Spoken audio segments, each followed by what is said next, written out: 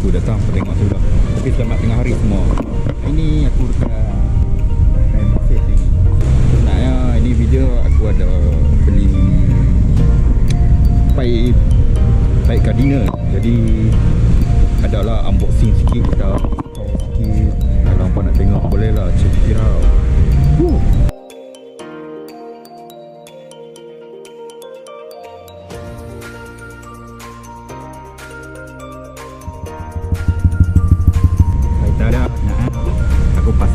Aku pasang tu pun pasang belakang rumah gua, taklah ada orang bengkel kos, jadi pasang saja. Jadi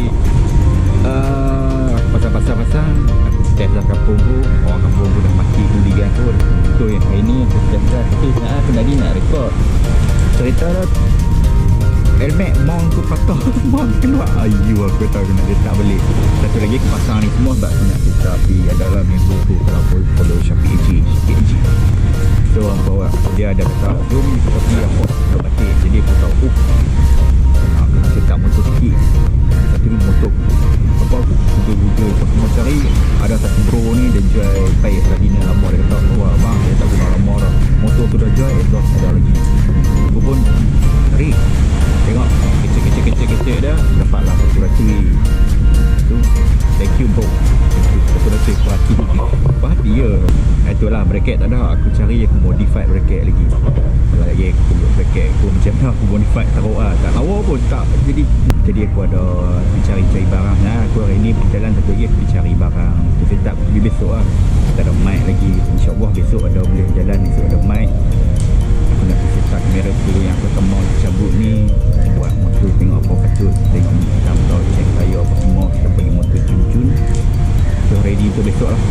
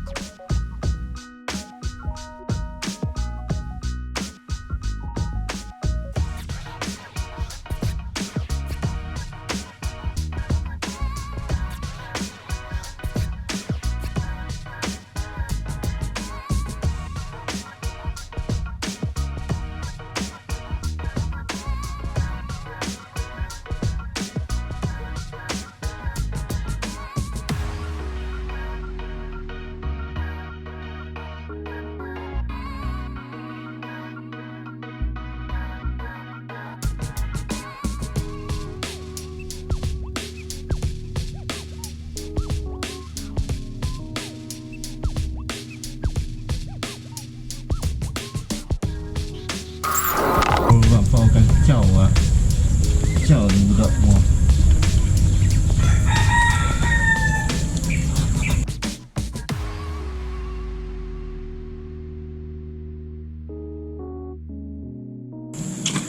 Ini tepi nampak sudah keluar,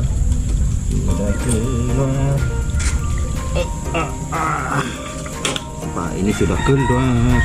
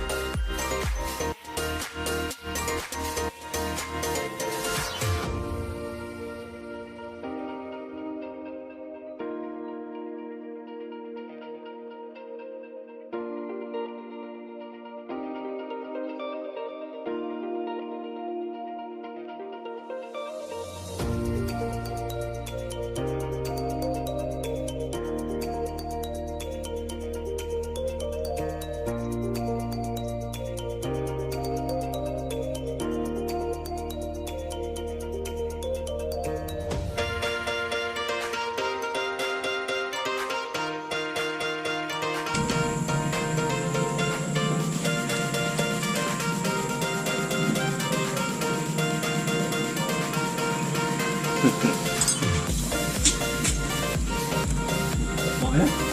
Tak main balik, tak ada apa dah tadi.